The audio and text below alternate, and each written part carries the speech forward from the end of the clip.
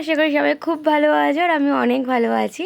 তো এই ড্রেসটাতে আমাকে কেমন লাগছে অবশ্যই একটা কমেন্ট করে জানিও। তো আজ অনেক দিন পর বেরিয়েছিলাম একটু ঘুরতে, আমি মা বাবা সবাই মিলে। তো মামা বাড়ির থেকে অনেকে গেছিলো। তো যখন ট্রেনে উঠেই খেয়েছিলাম কাঁচা মিঠি আম। তোমাদের কার কার ভালো লাগে বলতো কাঁচা মিঠি আম খেতে খেতে বাইরের দৃশ্য দেখাটা? আমার তো সেই লাগে খেতে। তো নেমে গেছিলাম চাকদা, তারপর ভ্যানে করে চলে এসেছি মাসির বাড়িতে। হ্যাঁ, এখনও আমাদের মাসির বাড়ির সাইডে ভ্যানে করে মানুষ যাতায়াত করে, আমাদের এই সাইডে না করলেও। তো তারপরে ও খেতে বসে পড়েছিল, অনেক খেতে পেয়েছিল।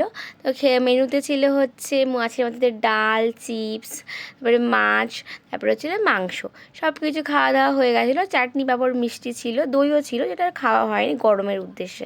তারপরে খাওয়ার পর মেন রিল্যাক্স হচ্ছে এই জিনিসটা, যেটা বোনটা করে দিচ্ছিল আমার মাথায়, এত আরাম লাগছিল কী বলবো। তারপরে খাওয়া দাওয়ার পর একটুখানি রেস্ট নিয়ে এনাদের সাথে দেখা করতে গেছিলাম, যেটা আমি প্রতিবারই করি, কারণ এনারা আমার মাসির বাড়িতে থাকেন। তো তারপরে আমরা গেছিলাম ঘুরতে একটু ঠাকুরের ঠাকুর দেখার জন্য। আর সেখানে গিয়ে দেখেছিলাম হচ্ছে, আর আকাশটা দেখলে কি সুন্দর ছিল। আর এখানে দেখো মা তারা ছিল, লোকনাথ বাবা ছিল, মহাদেব ছিল, অনেকে ছিল।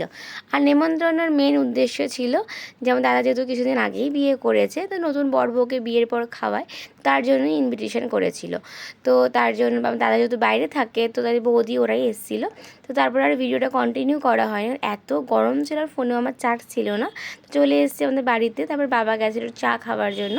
তারপরে আমরাও বাড়ি চলে এসেছি, প্রায় 10:30টার মতন বাজে। তারপরে ফ্রেশ হয়ে নিয়েছি, এখন যেহেতু শুতে হবে, কারণ কালকে ডিউটি ছিল তাই।